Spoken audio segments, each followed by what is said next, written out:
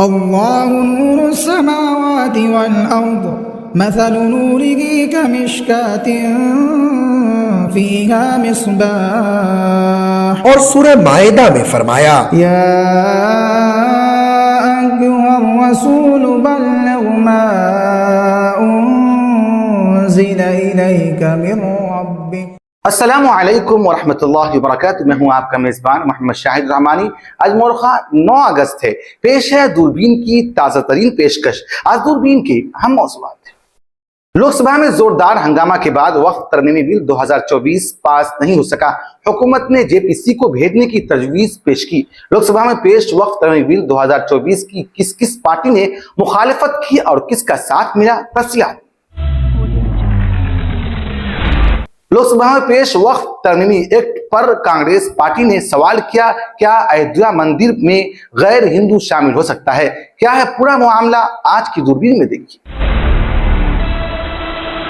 मरकजी हुकूमत ने गुज़िश्ता रोज लोकसभा में वक्फ तरमीमी बिल पेश किया। इस दौरान AIM के सरबराह असदुद्दीन ओवैसी ने इसकी मुखालिफत की और इसे इम्तियाजी और मनमानी करार दिया।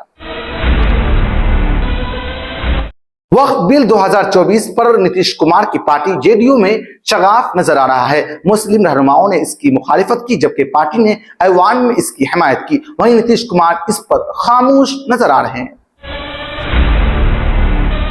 दिल्ली एक्साइज पॉलिसी से मुताल्लिक CBI केस में दिल्ली के वजीर आला अरविंद केजरीवाल को राहत नहीं मिली। अदालत ने इसकी अदालती हिरासत में 20 अगस्त तक तौसी कर दी है। अजीत पवार ने कहा है कि वजीर आला के ओहदे की पेशकश की गई होती तो पूरी NCP साथ ले आता। एकनाथ शिंदे और देवेंद्र फडणवीस से सीनियर होने के बावजूद सियासी दौर में बिछड़ जाने का अजीत पवार को शुआ है। यह हैरत अंगेज बयान उन्होंने क्यों दिया, तफसीलात में देखिए। वायनाड जिला में लैंड स्लाइडिंग से मुतासिरा जुमरात को मरने वालों की तादाद बढ़कर 413 हो गई, जबकि 152 लापता अफराद की तलाश का काम जारी है। बांग्लादेश में तशद्दुद पर हिंदुस्तान ने सभी वीजा दरखास्त मराकज को बंद रखने का फैसला किया है। दरखास्त के ऑनलाइन पोर्टल पर गैर मुस्तहकम सूरत हाल की वजह से सभी IVAC अगले नोटिस तक बंद रहेंगे। अक़वाम मुत्तहिदा के सेक्रेटरी जनरल के नायब तर्जमान ने कहा है कि हम चाहते हैं कि भारत पाकिस्तान से ताल्लुकात खुशगवार हों और मसला कश्मीर का हल जल्द से जल्द निकले। हमारा मौक़िफ़ आज भी बरकरार है। महावीर फोगाट ने कहा है कि विनेश को रिटायरमेंट वापस लेने के लिए समझाऊंगा और अगले ओलंपिक की तैयारी पर राजी करूंगा। विनेश फोगाट के रिटायरमेंट पर बजरंग पूनिया ने कहा है कि आप हारी नहीं, आपको हराया गया। दूसरी तरफ साक्षी ने इस हार को हर बेटी की हार करार दिया। मजीद तफसीलात देखिए। आप हमें YouTube पर देखने के अलावा हमारे तमाम सोशल मीडिया पेजेस पर भी फॉलो कर सकते हैं। आप फिक्रो नजर उर्दू का प्रोग्राम दूरबीन देख रहे हैं। लोकसभा में गुज़िश्ता रोज मरकजी वज़ीर बराए अक़लियती उमूर किरण रिजिजू के जरिए वक्फ तरमीमी बिल 2024 पेश किया गया। इस पर ऐवान में जोरदार हंगामा देखने को मिला। कांग्रेस, समाजवादी पार्टी, AIM, तृणमूल कांग्रेस समेत हिज़्ब इख्तिलाफ के तमाम जमातों ने इस बिल के खिलाफ आवाज उठाई और कहा कि यह आईन मुखालिफ, मुल्क मुखालिफ और मुस्लिम मुखालिफ है। हालांकि बरसर इख्तियार तबका ने इसे मुसलमानों के हक में करार दिया। हैरत अंगेज तौर पर जनता दल U ने भी पार्लियामान में इस बिल की खुली हिमायत की। लोकसभा में अपोजिशन रहनुमाओं के जरिए कई ऐसी बातें रखी गई जो इस बिल को मुल्क के सेकुलर निजाम और मुसलमानों के खिलाफ ठहरा रही थी। अपोजिशन रहनुमाओं के एतराजात के बाद मरकजी वजीर बराए अक़लियती उमूर किरण रिजिजू ने लोकसभा में तकरीबन 1 घंटा की तकरीर की और इस बिल में मौजूद खूबियों को सभी के सामने रखा। फिर आखिर में उन्होंने इस बिल को ज्वाइंट पार्लिमानी कमेटी यानी GPCC को भेजने की तजवीज पेश की। इस पर लोकसभा स्पीकर ओम बिरला ने कहा कि वो इस मामले में कमेटी बनाने का अमल जल्द अंजाम देंगे। इससे कबल वक्फ तरमीमी बिल 2024 की मुखालिफत करते हुए ऐवान ज़ेरी में कांग्रेस रुकने पार्लिमान के C वेणुगोपाल ने कहा है कि आईन की तरफ से दिए गए मजहबी और बुनियादी हुकूक पर हमला है। वक्फ बोर्ड के पास जायदादें उन लोगों के जरिए आती है जो उसे अतिया करते हैं। केरला से मुस्लिम लीग के रहनुमा पार्लियामेंट मोहम्मद बशीर ने इस बिल की मुखालिफत करते हुए कहा कि हुकूमत मुसलमानों के साथ बहुत नाइंसाफी कर रही है। अब हुकूमत इसके जरिए सिस्टम का कत्ल कर रहे हैं। अब हिंदू मुस्लिम कर रहे हैं। हम मुल्क को इस सिमत में नहीं जाने दे सकते हैं। केरला से CPIM के रुकने पार्लिमान राधा कृष्ण ने इस बिल पर अपनी नाराजगी जाहिर करते हुए कहा कि बिल पेश करने से पहले हुकूमत ने किसी भी फरीक, मुस्लिम शख्सियत या किसी इदारे से कोई तबादला ख्याल नहीं किया, इसे वापस लेना चाहिए। RSP रुकने पार्लिमान NK प्रियमचंद्रन ने भी इस बिल की मुखालिफत की और कहा कि यह बुनियादी हुकूक के खिलाफ वर्जी है। AIM चीफ असदुद्दीन ओवैसी ने तो इस बिल को लेकर मरकजी मोदी हुकूमत को मुस्लिम दुश्मन करार दे दिया। उन्होंने लोकसभा में कहा है कि यह बिल आइन की बुनियादी जज्बे पर हमला है। कांग्रेस रुकने पार्लिमान इमरान मसूद ने इस बिल की मुखालिफत में आवाज बुलंद करते हुए कहा कि इसके जरिए आइन की धज्जियां उड़ाने की कोशिश हो रही है। वक्फ बोर्ड ही सभी मसाजिद का इंतजाम देखता है। वक्फ बोर्ड के पास मुल्क में 8 लाख एकड़ की जायदाद है।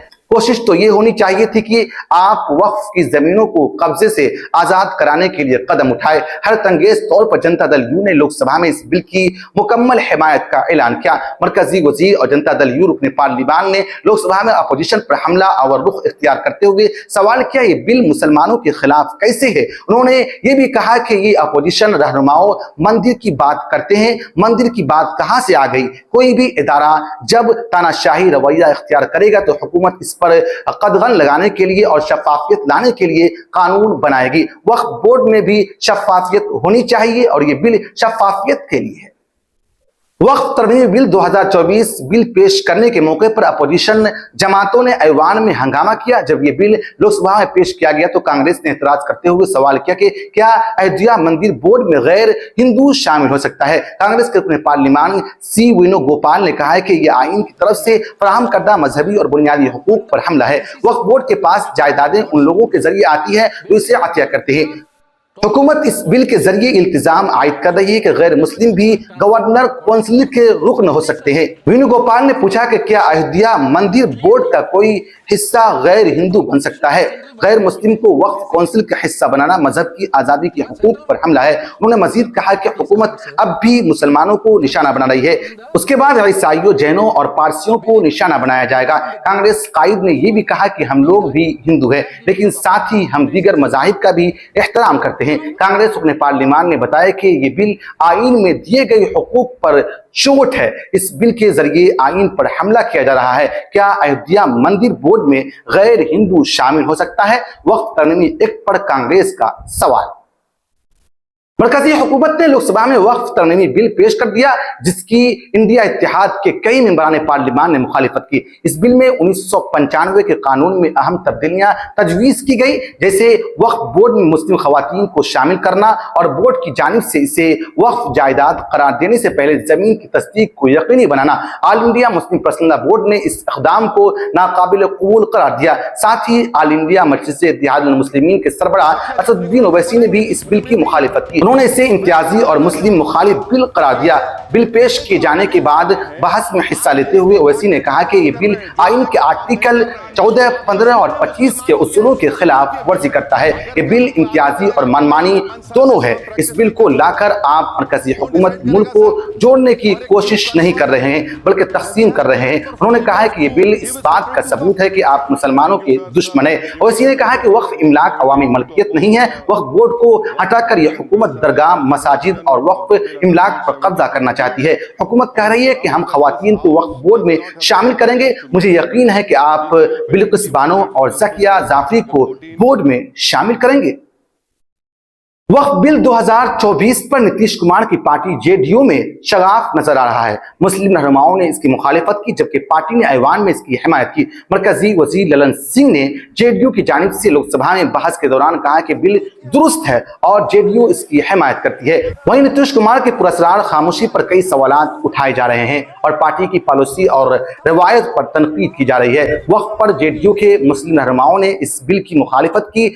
हाल ही में कानून साज कौंसिल के रुकन गुलाम नबी गौस ने वज़ीर आज़म को एक खत लिखा, कहा कि बिल लाने से पहले मुसलमानों से बात करें। गुलाम गौस ने अपने खत में लिखा कि ना तो अंग्रेजों ने और ना ही किसी हुकूमत ने वक्फ जमीन को खैरात के तौर पर दिया है। ये जमीन हमारी बिरादरी के लोगों ने गरीबों की फलाह बहबूद के लिए दी है। इसलिए हुकूमत को इन मजहबी मसाइल में मदाखलत करने से गुरेज करना चाहिए। अदालत ने दिल्ली एक्साइज पॉलिसी से मुताल्लिक सीबीआई केस में वज़ीर आला अरविंद केजरीवाल की अदालती तहवील में तौसीह कर दी है। रावलपिंडी कोर्ट ने वज़ीर आला अरविंद केजरीवाल की अदालती हिरासत में 20 अगस्त तक तौसीह की गई है। उन्हें तिहाड़ जेल से वीडियो कॉन्फ्रेंसिंग के जरिए अदालत में पेश किया गया था। सुप्रीम कोर्ट ने 12 जुलाई को वज़ीर आला अरविंद केजरीवाल को अबूरी जमानत दी थी और पीएमएलए कोर्ट के तहत गिरफ्तारी की लाजमियत और जरूरत के पहलू पर 3 सवालात पर गौर करने के लिए मामले को बड़ी बेंच के पास भेज दिया। सीबीआई की तहकीकात के सिलसिले में सीएम केजरीवाल अभी जेल में है क्योंकि वो अदालती हिरासत में है। सीएम केजरीवाल को ईडी ने 12 मार्च को गिरफ्तार किया था। सीबीआई ने उन्हें 26 जून को तिहाड़ जेल से गिरफ्तार किया था।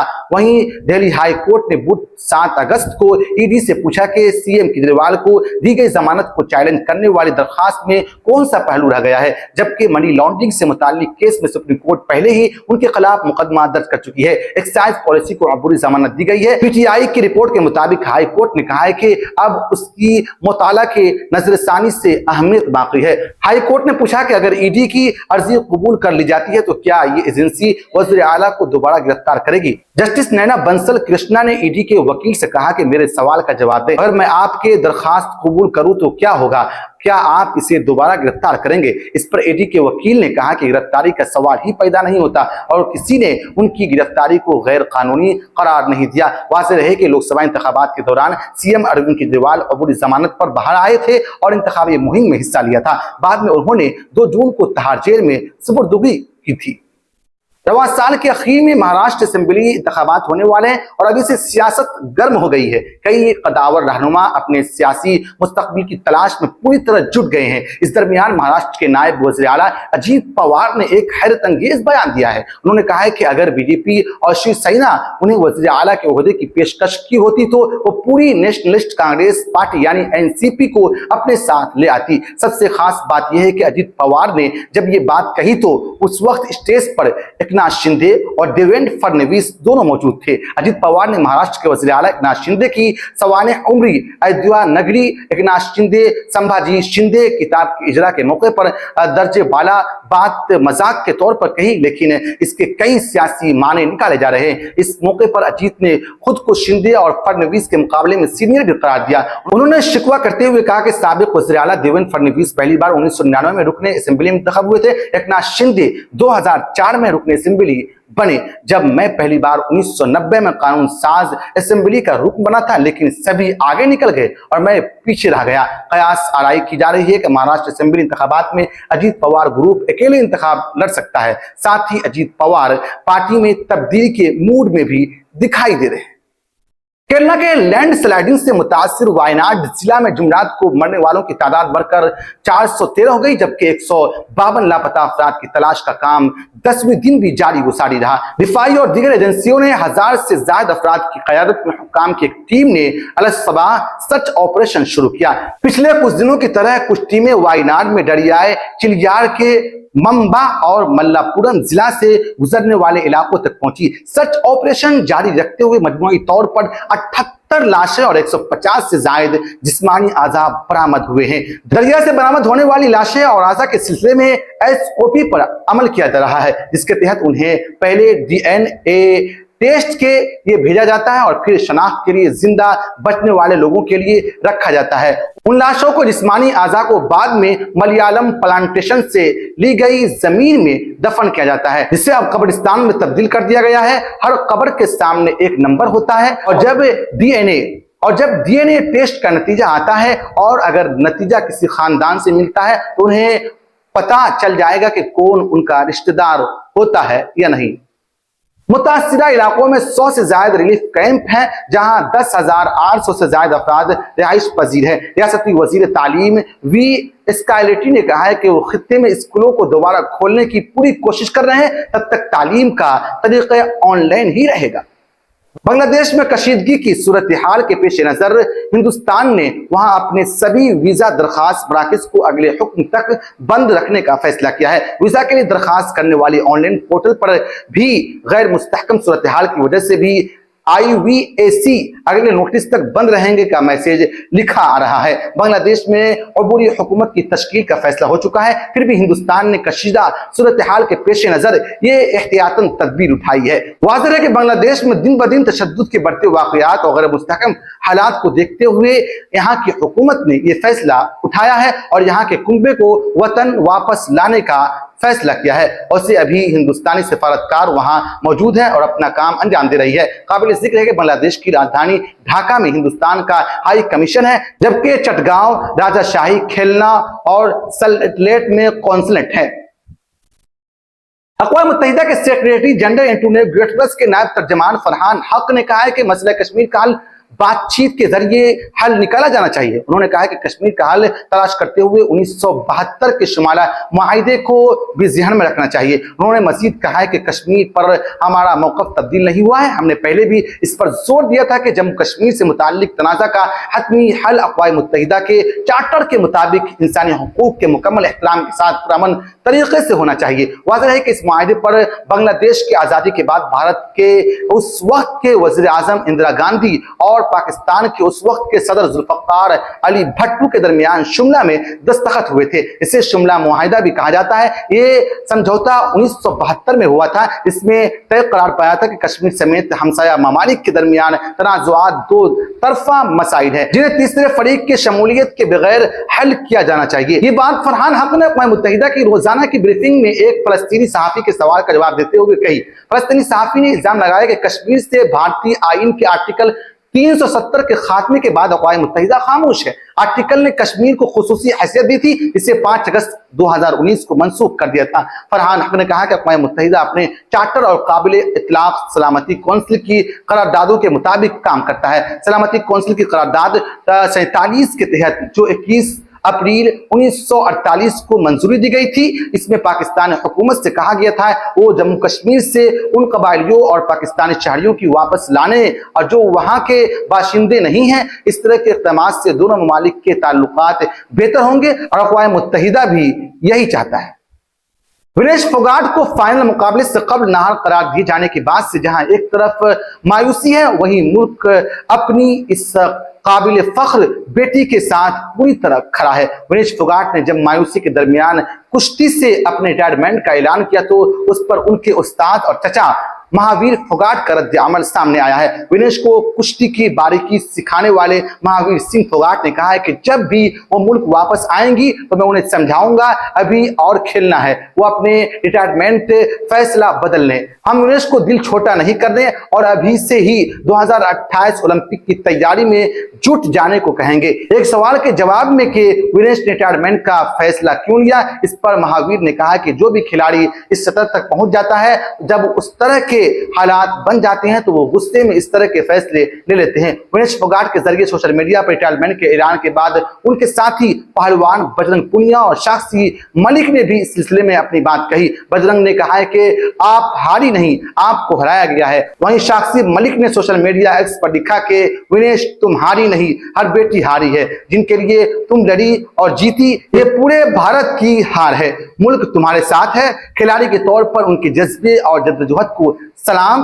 काबिल जिक्र है कि विनेश फोगाट ने गुज़िश्ता रोज अपने रिटायरमेंट का ऐलान सोशल मीडिया एक पोस्ट के जरिए किया। इसमें उन्होंने अपनी मां को याद करते हुए इंतहाई जज्बात अंदाज में लिखा, अब उनकी हिम्मत टूट चुकी है। अपने 24 साल कैरियर का जिक्र करते हुए वो लिखती है, अलविदा कुश्ती 2021 का 2024। फिर वो अपनी मां को याद कर उनसे माफी मांगते हुए लिखती है कि मां कुश्ती मेरे से जीत गई, मैं हार गई, माफ करना आपका ख्वाब, मेरी हिम्मत टूट चुकी है, इससे ज्यादा ताकत नहीं रह गई है। फिक्र की खास बुलेटिन दूरबीन की गुज़िश्ता पेशकश में मुबश्शिरुल हक रहमानी, दिलशाद, अमीर हसन, मोहम्मद असदुल्ला, वसीम अहमद, मोहम्मद नसीरुद्दीन, मोहम्मद सालिक, वहीदुर रहमान, मौलाना नसीम अहमद नदवी, मोहम्मद सादिक साहिबान ने अपना कीमती तबसरा करके हमारी हौसला अफजाई की है। अपने तमाम नाज़रीन का शुक्रिया अदा करते हैं। आप मुझसे, हमारे साथियों से फेसबुक पर भी राब्ता कर सकते हैं। हमारा फेसबुक पेज है फिक्रो नजर ऑफिशियल। शुक्रिया।